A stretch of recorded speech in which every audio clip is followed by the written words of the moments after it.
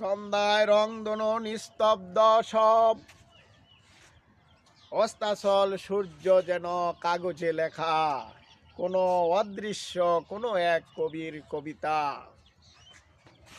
বাতাসে ভেসে আসে রজনী গন্ধ, ক্লান্ত উড়ন্ত পাখির কোলাহল মায়া।